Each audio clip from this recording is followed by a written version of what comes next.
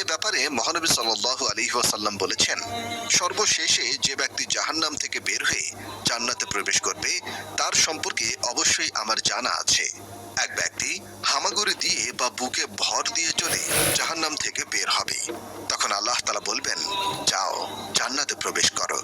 সুতরাং সে জান্নাতের কাছে এলে তার ধারণা হবে যে জান্নাত পরিপূর্ণ হয়ে গেছে। ফলে সে ফিরে এসে বলবে, হে প্রভু, জান্নাত তো দেখলাম পরিপূর্ণ। আল্লাহ তাআলা বলবেন, যাও জান্নাতে প্রবেশ করো। তখন সে জান্নাতের কাছে এলে তার ধারণা হবে যে জান্নাত তো ভরে গেছে। তাই সে আবার ফিরে এসে বলবে, হে প্রভু, জান্নাত তো ভর্তি দেখলাম। তখন আল্লাহ তাআলা বলবেন, যাও জান্নাতে প্রবেশ করো। তোমার জন্য থাকলো পৃথিবীর সমতুল্য ও তার 10 গুণ পরিমাণ বিশাল জান্নাত, অথবা তোমার জন্য পৃথিবীর 10 গুণ পরিমাণ বিশাল জান্নাত রইল। তখন সে বলবে, হে প্রভু, তুমি কি আমার সাথে ঠাট্টা করছো অথবা আমার সাথে হাসি মজা করছো? অথচ তুমি বাদশাহ, হাসি ঠাট্টা তোমার শোভা পায় না। তখন আমি রাসূল সাল্লাল্লাহু আলাইহি ওয়াসাল্লামকে এমন ভাবে হাসতে দেখলাম যে তার চোয়ালের দাঁতগুলি প্রকাশিত হয়ে গেল। তিনি বললেন, এ হলো সর্বনিম্ন মানের জান্নাতি। এই জান্নাতি যখন জান্নাতের বাসস্থানে প্রবেশ করবে তখন তার 2 হুরি স্ত্রী তার নিকট এসে বলবে, সেই আল্লাহর প্রশংসা যিনি তোমাকে আমাদের জন্য এবং আমাদেরকে তোমার জন্য বাঁচিয়ে রেখেছেন। তখন সে বলবে, আমাকে যে দেওয়া হয়েছে তা অন্য কাউকে দেওয়া হয়নি। বিচার দিনে মুমিনরা মাত্র জোহর থেকে আসরের সময় অবধি অপেক্ষা করবে, অতঃপর তাদেরকে জান্নাতে প্রবেশাধিকার দেওয়া হবে। সে কি আনন্দের দিন, যেদিন ফেরেশতাগণ তাদেরকে সম্মানের সাথে চির সুখময় বেহেশতের দিকে দলে দলে পথ দেখিয়ে নিয়ে যাবেন। কত কষ্ট ভোগা দেখার পর যখন জান্নাতের দরজায় পৌঁছবে তখন ফেরেশতাগণ তাদেরকে সালাম ও স্বাগত জানাবেন। মহান আল্লাহ তাআলা বলেন, যারা তাদের প্রতিপালককে ভয় করে তাদেরকে দলে দলে জান্নাতের দিকে নিয়ে যাওয়া হবে। যখন তারা জান্নাতের নিকট উপস্থিত হবে এবং জান্নাতের দরজা খুলে দেওয়া হবে এবং তার রক্ষীরা তাদেরকে বলবে, তোমাদের প্রতি সালাম, তোমরা সুখী হও এবং স্থায়ীভাবে বাস করার জন্য জান্নাতে প্রবেশ করো। এই জান্নাত হলো সেই মুমিনদের পুরস্কার যাদের বিশ্বাস, কথা ও কর্ম শুদ্ধ ছিল, যাদের অন্তর ছিল নির্মল, কথা ছিল উত্তম এবং কর্ম ছিল সৎ। তবে বেহেশতে পৌঁছানোর আগে কিছু কষ্ট স্বীকার অবশ্যই করতে হবে। জান্নাতে যাওয়ার আগে জাহান্নামের উপর স্থাপিত পুল আছে, সেই পুল পার হয়ে যেতে হবে জান্নাতে। পুল পার হওয়ার আগে মোমেনদের আফসোসের দেনা পাওনার প্রতিশোধ নেয়ার ব্যবস্থা করা হবে জান্নাতে প্রবেশের জন্য। আমাদের শেষ নবী সাল্লাল্লাহু আলাইহি ওয়াসাল্লাম আল্লাহর দরবারে সুপারিশ করবেন। রাসূল সাল্লাল্লাহু আলাইহি ওয়াসাল্লাম বলেছেন, বরকতময় মহান আল্লাহ তাআলা কিয়ামতের দিন সকল মানুষকে একত্রিত করবেন, অতঃপর মুমিনগণ উঠে দাঁড়াবে, এমনকি জান্নাতও তাদের নিকটবর্তী করে দেওয়া হবে, যার কারণে তাদের জান্নাতে যাওয়ার ইচ্ছা প্রবল হয়ে যাবে।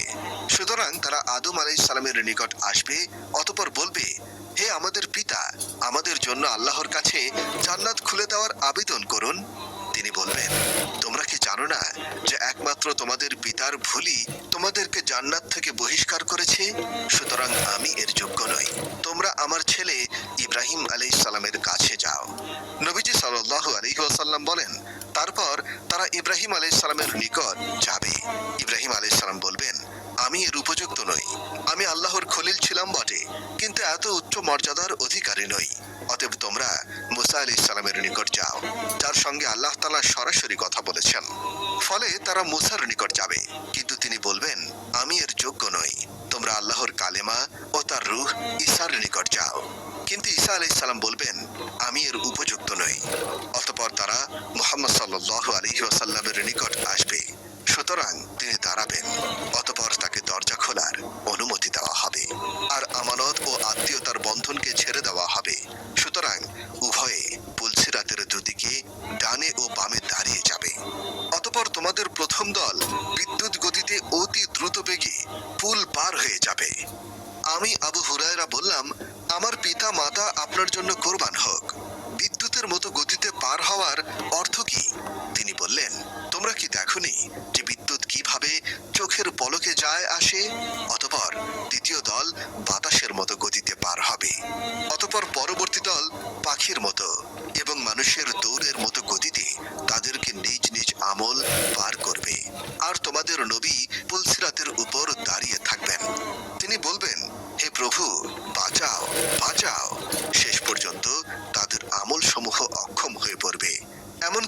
কোনো ব্যক্তি পাছা ছ্যাঁচড়াতে ছ্যাঁচড়াতে পুলসিরাত পার হবে, আর সিরাতের দুই পাশে আখড়া ঝুলে থাকবে। যাকে ধরার জন্য আদিষ্ট তাকে ধরে নেবে। অতঃপর কিছু লোক জখম হলেও বেঁচে যাবে, আর কিছু লোককে মুখ থুবড়ে জাহান্নামে ফেলা হবে।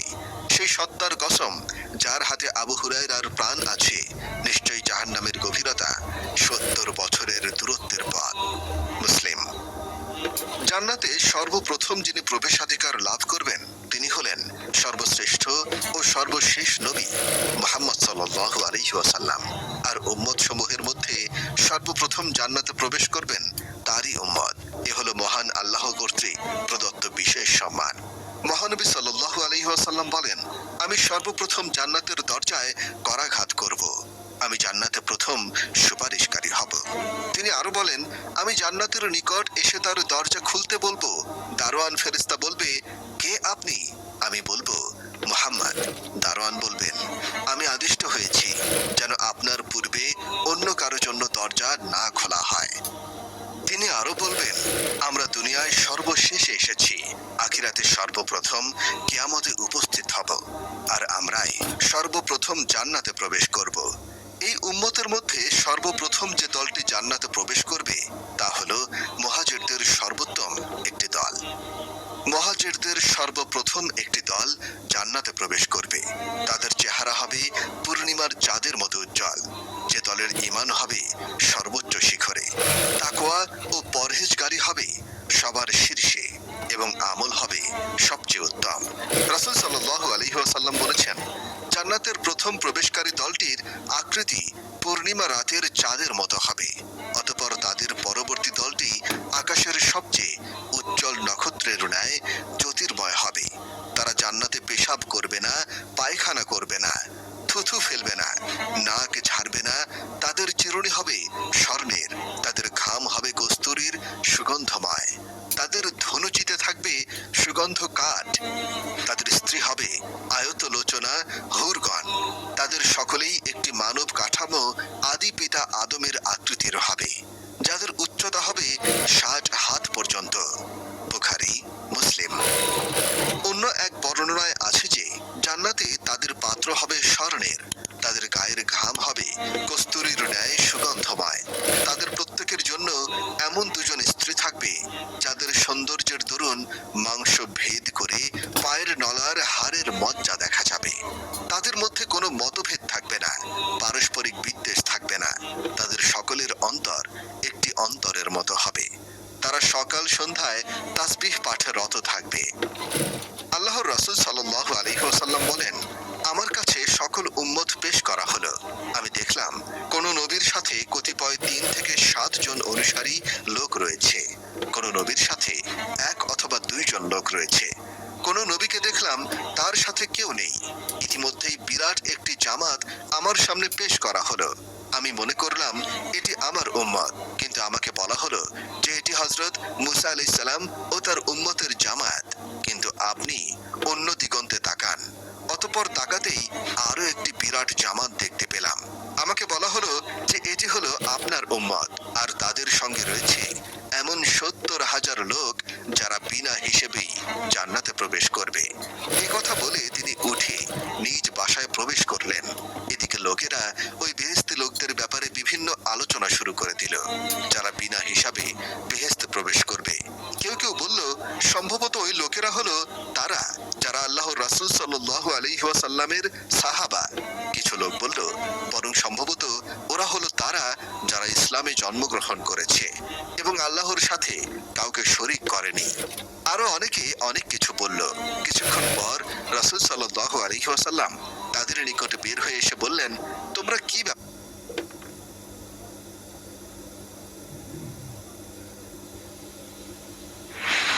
Set in a small town, this is a story of 2 teachers at a boarding school. Sanjay, who loves Meera, and Meera, who loves Sanjay and Bollywood. Sanjay realized that ব্যাপারে আলোচনা করছো? তারা ব্যাপার খুলে বলল। তিনি বললেন, ওরা হলো তারা যারা ঝাড়ফুঁক করে না, ঝাড়ফুঁক করায় না এবং কোনো জিনিসকে শুভ লক্ষণ বলে মনে করে না, বরং তারা কেবল আল্লাহর প্রতি ভরসা রাখে। কথা শুনে উকাশা ইবনে মেহসান উঠে দাঁড়ালেন এবং বললেন যে, হে আল্লাহর রাসূল, আপনি আমার জন্য দোয়া করুন যেন আল্লাহ আমাকে তাদের দলভুক্ত করে দেন। তিনি বললেন, তুমি তাদের মধ্যে একজন। অতঃপর আরেক ব্যক্তি উঠে দাঁড়িয়ে বলল, আপনি আমার জন্য দোয়া করুন যেন আল্লাহ আমাকেও তাদের দলভুক্ত করে দেন। তিনি বললেন, উকাশা এ ব্যাপারে তোমার অগ্রগমন করেছে। বুখারী, মুসলিম। সম্ভবত এই অগ্রগামীদের কথাই মহান আল্লাহ তাআলা কোরআনে কারিমে বলেছেন, আর অগ্রবর্তীগণ তো অগ্রবর্তী, তারাই হবে নৈকট্যপ্রাপ্ত, তারা থাকবে সুখময় জান্নাত সমূহে। বহু সংখ্যক হবে পূর্ববর্তীদের মধ্য থেকে এবং অল্প সংখ্যক হবে পরবর্তীদের মধ্য থেকে। ধনীদের তুলনায় গরিবরা আগে জান্নাতে যাবে, যেহেতু গরিবদের হিসাব কম, তাদের জাকাত নেই, হজ নেই, মালের কোনো হিসাব নিকাশ নেই। তারা নির্ঝঞ্ঝাটে ধনীদের আগেই জান্নাতে চলে যাবে। কিন্তু কতদিন আগে? এক বর্ণনা অনুসারে 40 বছর আগে। আল্লাহর রাসূল সাল্লাল্লাহু আলাইহি ওয়াসাল্লাম বলেছেন, মুহাজিরদের দরিদ্র শ্রেণীর লোকেরা ধনশীলদের চেয়ে 40 বছর পূর্বে কিয়ামতের দিন জান্নাতে প্রবেশ করবে। অন্য এক বর্ণনা মতে 500 বছর আগে। রাসূল সাল্লাল্লাহু আলাইহি ওয়াসাল্লাম বলেছেন, গরিব মুমিনরা ধনীদের 500 বছর পূর্বে জান্নাতে প্রবেশ করবে। তিরমিজি। আসলে ধনী ও গরিবদের অবস্থা ভেদে সময়ের এই পার্থক্য হবে। সুতরাং যে গরিব সর্বপ্রথম জান্নাতে প্রবেশ করবে এবং যে ধনী সর্বশেষ জান্নাতে প্রবেশ করবে, তাদের উভয়ের মধ্যে ব্যবধান হবে 500 বছর। আর যে গরিব সব শেষে জান্নাতে প্রবেশ করবে এবং যে ধনী সর্বপ্রথম জান্নাতে প্রবেশ করবে, তাদের উভয়ের সময়ের ব্যবধান হবে 40 বছর। আর আল্লাহ তাআলাই ভালো জানেন। গুনাহগার মুমিনদের জান্নাতে প্রবেশ। যে গুনাহগার মুমিনরা তওবা না করে মারা যাবেন এবং আল্লাহর ক্ষমা থেকে বঞ্চিত হবে, আল্লাহর ইচ্ছায় তারা জাহান্নামে নির্ধারিত সময় পর্যন্ত নির্দিষ্ট শাস্তি ভোগ করবে। তাদেরকে সরাসরি জাহান্নামে দেওয়া হবে, অথবা পুলসিরাত পার হওয়ার সময় পুল থেকে পিছলে কেটে জাহান্নামে পতিত হবে।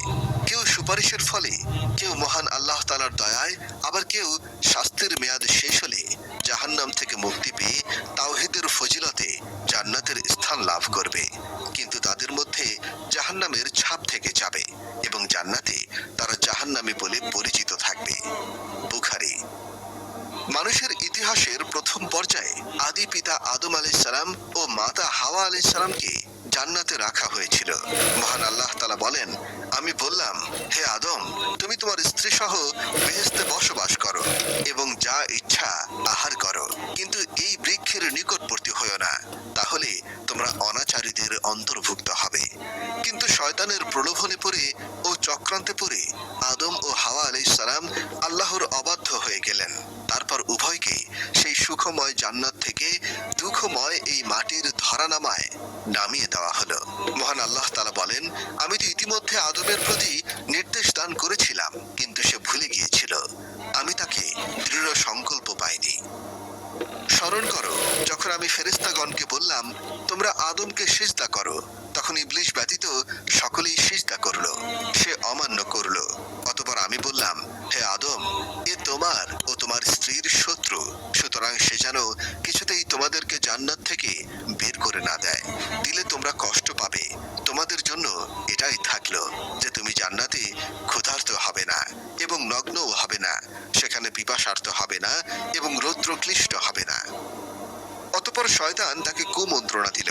সে বলল, হে আদম, আমি কি তোমাকে বলে দেব অনন্ত জীবনপ্রদ বৃক্ষ ও অক্ষয় রাজ্যের কথা? অতঃপর তারা তা হতে ভক্ষণ করল। তখন তাদের লজ্জাস্থান তাদের নিকট প্রকাশিত হয়ে পড়ল এবং তারা উদ্যানের বৃক্ষপত্র দ্বারা নিজেদেরকে আবৃত করতে লাগল। আদম তার প্রতিপালকের অবাধ্য হল, ফলে সে পথভ্রষ্ট হয়ে গেল। এরপর তার প্রতিপালক তাকে মনোনীত করলেন, সুতরাং তিনি তার তওবা কবুল করলেন ও তাকে পথ নির্দেশ করলেন। তিনি বললেন, তোমরা একে অপরের শত্রুরূপে একই সঙ্গে জান্নাত হতে নেমে যাও এবং আমার পক্ষ থেকে তোমাদের নিকট সৎ পথের নির্দেশ এলে যে তোমার পথ নির্দেশ অনুসরণ করবে সে বিপদগামী হবে না এবং দুঃখ কষ্টও পাবে না। আমাদের নবী সাল্লাল্লাহু আলাইহি ওয়াসাল্লাম মেরাজের রাত্রে জান্নাত দর্শন করেছেন। এছাড়াও শহীদগণ কিয়ামত হওয়ার পূর্বে জান্নাতে বসবাস করেন। মাশরুক হতে বর্ণিত, তিনি বলেন, আমরা আব্দুল্লাহ বিন মাসউদ রাদিয়াল্লাহু আনহুকে বলতে শুনেছি, যারা আল্লাহর পথে নিহত হয়েছে তাদেরকে কখনো মৃত মনে করো না, বরং তারা তাদের প্রতিপালকের নিকট জীবিত ও জীবিকা প্রাপ্ত। এই আয়াত প্রসঙ্গে জিজ্ঞাসা করলাম। তিনি বললেন, শোনো, আমরাও এই বিষয়ে নবী করিম সাল্লাল্লাহু আলাইহি ওয়াসাল্লামকে জিজ্ঞাসা করেছিলাম। তিনি উত্তরে বলেছিলেন, তোমাদের আত্মাসমূহ সবুজ পক্ষীকুলের দেহ মধ্যে অবস্থান করবে। ওই পক্ষীকুলের অবস্থান ক্ষেত্র হলো আল্লাহর আরশের ঝুলন্ত দীপাবলি। তারা বেহেশতে যেখানে ইচ্ছা বিচরণ করে বেড়াবে, অতঃপর পুনরায় ওই দীপাবলিতে ফিরে এসে আশ্রয় নেবে। একদা তাদের প্রতিপালক তাদের প্রতি দৃষ্টি ফিরিয়ে বলবেন, তোমরা কি আরো কিছু কামনা করো? তারা বলবে, আমরা আর কি কামনা করব? আমরা তো বেহেশতে যেখানে খুশি সেখানে বিচরণ করে বেড়াচ্ছি। আল্লাহ অনুরূপভাবে তাদেরকে 3 বার প্রশ্ন করলেন। অতঃপর যখন তারা দেখল যে কিছু না চাইলে তাদেরকে ছাড়াই হবে না, তখন তারা বলল, হে আমাদের প্রতিপালক, আমাদের কামনা এই যে আপনি আমাদের আত্মাসমূহকে আমাদের নিজ নিজ দেহে ফিরিয়ে দিন, যাতে আমরা আপনার রাহে দ্বিতীয়বার নিহত হয়ে আসতে পারি। অতঃপর আল্লাহ তাআলা যখন দেখবেন যে তাদের আর কোনো প্রয়োজন কামনা বা স্বাদ নেই, তখন তাদেরকে স্ব অবস্থায় ছেড়ে দেওয়া হবে। দুনিয়া ধ্বংস হয়ে পরকালের জীবন শুরু হলে সে জীবন হবে অনন্তকালের। জান্নাত অন্তহীন হবে, অন্তহীন হবে জান্নাতীরা। না জান্নাত ধ্বংস হবে আর না জান্নাতীরা বৃদ্ধ মরণাপন্ন হবে, বরং তারা চিরতরের জন্য ইচ্ছা সুখে যেখানে খুশি বসবাস করবে। মহান আল্লাহ তাআলা বলেন, ইহকালের প্রথম মৃত্যুর পর তারা আর সেখানে মৃত্যু আস্বাদন করবে না, আর তিনি তাদেরকে জাহান্নামের শাস্তি হতে রক্ষা করবেন। নিশ্চয়ই যারা বিশ্বাস করে ও সৎ কর্ম করে তাদের অভ্যর্থনার জন্য রয়েছে ফেরদাউসের উদ্যান। সেথায় তারা স্থায়ী হবে এবং এর পরিবর্তে তারা অন্য স্থানে স্থানান্তরিত হওয়ার কামনাও করবে না। নিশ্চয়ই এটি আমার দেওয়া রুজি এবং যার কোনো শেষ নেই। সাবধানীদেরকে যে জান্নাতের প্রতিশ্রুতি দেওয়া হয়েছে তার বিবরণ এইরূপ, ওর পাদদেশে নদী প্রবাহিত, আর ফলসমূহ ও ছায়া চিরস্থায়ী। যারা সাবধানী এটা তাদের পরিণাম, এবং অবিশ্বাসীদের পরিণাম হলো জাহান্নাম। মহানবী সাল্লাল্লাহু আলাইহি ওয়াসাল্লাম বলেন, যে ব্যক্তি জান্নাতে প্রবেশ করবে সে চির সুখে থাকবে, সে কোনো কষ্ট পাবে না, না তার পরিচ্ছদ পুরাতন হবে এবং না তার যৌবন শেষ হবে। রাসূল সাল্লাল্লাহু আলাইহি ওয়াসাল্লাম বলেছেন, জান্নাতীরা যখন জান্নাতে প্রবেশ করে যাবে তখন একদল ঘোষণাকারী ঘোষণা করবে যে তোমাদের জন্য এখন অনন্ত জীবন, তোমরা এখানে মরবে না, তোমাদের জন্য এখানে চির সুস্বাস্থ্য, তোমরা আর কখনো অসুস্থ হবে না, তোমাদের জন্য এখন চির যৌবন, তোমরা আর কখনো বৃদ্ধও হবে না, তোমাদের জন্য এখন চির সুখ ও পরম আনন্দ, তোমরা আর কখনো দুঃখ কষ্ট পাবে না। এছাড়া হাদিসে এসেছে যে মৃত্যুকে দুম্বার আকারে নিয়ে এসে জবেহ করা হবে এবং বলা হবে, হে জান্নাতীগণ, তোমরা চিরকাল বাস করো, আর কোনো মৃত্যু নেই। হে জাহান্নামীগণ, তোমরা চিরকাল বাস করো, আর কোনো মৃত্যু নেই। প্রকাশ থাকে যে অতএব যারা দুর্ভাগ্যবান তারা তো থাকবেই দোজখে, আর তাদের চিৎকার ও আর্তনাদ হতে থাকবে। তারা অনন্তকাল সেখানে থাকবে, যতকাল আকাশমণ্ডলী ও পৃথিবী বিদ্যমান থাকবে, যদি না তোমার প্রতিপালকের অন্য ইচ্ছা হয়। নিশ্চয়ই তোমার প্রতিপালক যা ইচ্ছা করেন তা সম্পাদনে সুনিপুণ। পক্ষান্তরে যারা সৌভাগ্যবান তারা থাকবে বেহেশতে, সেখানে তারা অনন্তকাল থাকবে, যতকাল আকাশমণ্ডলী ও পৃথিবী বিদ্যমান থাকবে, যদি না তোমার প্রতিপালকের অন্য কোনো ইচ্ছা হয়। এ হবে অফুরন্ত দান। এই আয়াতসমূহ দ্বারা কিছু মানুষ এই বিভ্রান্তির শিকার হয়েছে যে জাহান্নামের আযাব কাফেরদের জন্য চিরস্থায়ী নয়, বরং সাময়িক, অর্থাৎ ততদিন থাকবে যতদিন আকাশ ও পৃথিবী থাকবে, তারপর শেষ হয়ে যাবে। কিন্তু একথা সঠিক নয়, কারণ এখানে মা দাগামাতিস সামাওয়াতি ওয়াল আরদ সূরা হুদ আয়াত 107 এই কথাটি আরববাসীদের দৈনন্দিন কথাবার্তা ও পরিভাষা অনুযায়ী অবতীর্ণ হয়েছে। আরববাসীদের অভ্যাস ছিল যে যখন তারা কোনো বস্তুর চিরস্থায়িত্ব প্রমাণ করার জন্য উদ্দেশ্য হতো, তখন তারা বলতো, Open your Angel One account in 3 quick and easy steps. Enter your mobile number and verify using OTP. Enter your হাযা দাউম দামুস সামাওয়াতি ওয়াল আরদ। এই বস্তু আকাশ ও পৃথিবীর মতো চিরস্থায়ী। সেই পরিভাষাকে কোরআনে বর্ণনা করা হয়েছে, যার অর্থ কাফের ও মুশরিকরা চিরকালব্যাপী জাহান্নামে থাকবে, যা কোরআনে বিভিন্ন স্থানে খালিদিনা ফিহা শব্দটি দ্বারা বর্ণনা করেছেন।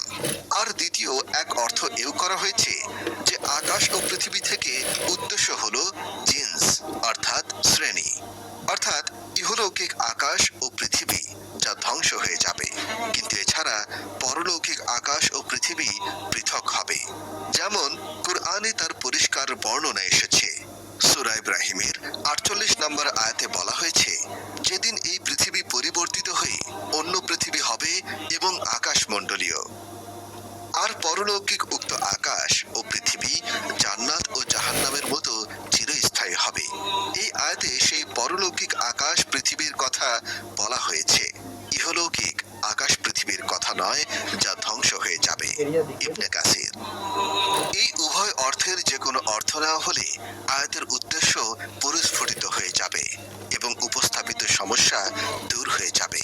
ইবনে শাওকানি রহমতুল্লাহ আলাইহি এর আরো কয়েকটি অর্থ বর্ণনা করেছেন, যা জ্ঞানীরা দেখতে পারেন। ফাতাহুল কাদির। আয়াতে উল্লেখিত ব্যতিক্রমের কয়েকটি অর্থ বর্ণনা করা হয়েছে। তার মধ্যে সবথেকে সঠিক অর্থ এই যে উক্ত ব্যতিক্রম তৌহিদবাদী মুমিন পাপীদের জন্য। এই অর্থ অনুযায়ী এর পূর্ব আয়াতে সাকি বা দুর্ভাগ্যবান শব্দটি ব্যাপক ধরতে হবে, অর্থাৎ কাপের ও পাপী মুমিন উভয়কে বোঝাবে। আর আল মা শাআ রাব্বুকা দ্বারা পাপী মুমিনরা ব্যতিক্রম হয়ে যাবে। আর মা শাআতে মা হরফটি মান এর অর্থে ব্যবহার হয়েছে। দ্বিতীয় ব্যতিক্রমটি পাপী মুমিনদের জন্য, অর্থাৎ অন্য মুমিনদের মতো এই গুনাহগার মুমিনরা প্রথম থেকে শেষ অবধি জান্নাতে থাকবে না, বরং শুরুতে কিছুদিন তাদেরকে জাহান্নামে থাকতে হবে। পরে আল্লাহ তাআলার ইচ্ছায় আম্বিয়া ও মুমিনদের সুপারিশে তাদেরকে জাহান্নাম থেকে বের করে জান্নাতে প্রবেশ করানো হবে, যেমন সহিহ হাদিস দ্বারা একথা প্রমাণিত। অর্থাৎ এমন গয়র মাজজুজ অফুরন্ত অনুদান যা শেষ হওয়ার নয়। এই বাক্য দ্বারা এই কথা পরিষ্কার হয়ে যাচ্ছে যে যে সকল পাপী মুমিনদেরকে জাহান্নাম থেকে বের করে জান্নাতে প্রবেশ করানো হবে তারা ক্ষণস্থায়ী নয়, বরং চিরস্থায়ী হবে এবং সকল জান্নাতীগণ আল্লাহ প্রদত্ত অনুদান ও তার নিয়ামত দ্বারা উপকৃত হতে থাকবে, আর কোনো কালে কখনো শেষ হবে না। জান্নাত এক অতুলনীয় শান্তি নিকেতন। জান্নাত মুমিনদের সুখের বাসা, ইচ্ছা সুখের নীর, চক্ষু শীতলকারী আনন্দালয়, চির স্বাচ্ছন্দ্যের প্রমোদ উদ্যান, নয়ন জুড়ানো তার মাটি, মন মাতানো তার সৌরভ, হৃদয় ভোলানো তার সৌন্দর্য। জান্নাতের বিলাস সামগ্রী বর্ণনাতীত, কল্পনাতীত। দুনিয়ার কোনো সামগ্রী তার উদাহরণ উপমা হতে পারে না। মানুষ যত উচ্চ মানেরই সুখ সামগ্রী আবিষ্কার করুক না কেন, জান্নাতের সুখ সামগ্রীর সাথে কোনো তুলনাই হবে না। জান্নাতের আলো, সুগন্ধি, অট্টালিকা, নদী, নহর, বৃক্ষ, ফল, খাদ্য পানীয়, সুন্দরী স্ত্রী, লেবাস, পোশাক ইত্যাদি সবকিছুই নজিরবিহীন। জান্নাতের বিবরণ দিতে গিয়ে মহানবী সাল্লাল্লাহু আলাইহি ওয়াসাল্লাম বলেছেন, তার অট্টালিকার একটি ইট সোনার তৈরি, একটি ইট চাঁদির তৈরি, তার মাঝে সংযোজন হলো তীব্র সুগন্ধময় কস্তুরী, তার পাথর কাকর হলো মণিমুক্তা, তার মাটি হলো জাফরান। যে তাতে প্রবেশ করবে সে সুখী হবে এবং কোনো কষ্ট পাবে না, চিরস্থায়ী হবে, মৃত্যুবরণ করবে না। তার লেবাস পোশাক পুরাতন হবে না, তার যৌবন নষ্ট হবে না। মহান আল্লাহ তাআলা বলেছেন, তুমি দেখলে সেখানে দেখতে পাবে ভোগ বিলাসের উপকরণ এবং বিশাল রাজ্য। এছাড়া মহান আল্লাহ তাআলা যা গুপ্ত রেখেছেন তা মানুষের কল্পনার বাইরে। রাসূলুল্লাহ সাল্লাল্লাহু আলাইহি ওয়াসাল্লাম বলেন, মহান আল্লাহ তাআলা বলেছেন, আমি আমার পুণ্যবান বান্দাদের জন্য এমন জিনিস প্রস্তুত রেখেছি যা কোনো চক্ষু দর্শন করেনি, কোনো কর্ণ শ্রবণ করেনি এবং যার সম্পর্কে কোনো মানুষের মনে ধারণাও জন্মেনি। তোমরা চাইলে এই আয়াতটি পাঠ করতে পারো, যার অর্থ কেউই জানে না তার জন্য তার কত কর্মের বিনিময়ে স্বরূপ নয়ন প্রীতিকর কি পুরস্কার লুকিয়ে রাখা হয়েছে জান্নাতে। সেখানে বিভিন্ন দরজা আছে, যে দরজা দিয়ে মুমিনগণ প্রবেশ করবে এবং প্রবেশ করবে ফেরেশতাগণও। মহান আল্লাহ তাআলা বলেন, চিরস্থায়ী জান্নাত যার দ্বার উন্মুক্ত থাকবে, যাদের জন্য চিরস্থায়ী জান্নাত, তাতে তারা প্রবেশ করবে এবং তাদের পিতামাতা, পতিপত্নী ও সন্তান সন্ততিদের মধ্যে যারা সৎ কর্ম করেছে তারাও। আর ফেরেশতাগণ তাদের কাছে প্রবেশ করবে প্রত্যেক দরজা দিয়ে। তারা বলবে, তোমরা ধৈর্য ধারণ করেছো বলে তোমাদের প্রতি শান্তি। কতই না ভালো এই পরিণাম। মুমিনগণ যখন জান্নাতের কাছে পৌঁছাবে তখন সেই দরজা সমূহ খোলা হবে। জান্নাতগণ তাদেরকে অভ্যর্থনা জানাবে। মহান আল্লাহ তাআলা বলেন, যারা তাদের প্রতিপালককে ভয় করত তাদেরকে দলে দলে জান্নাতের দিকে নিয়ে যাওয়া হবে।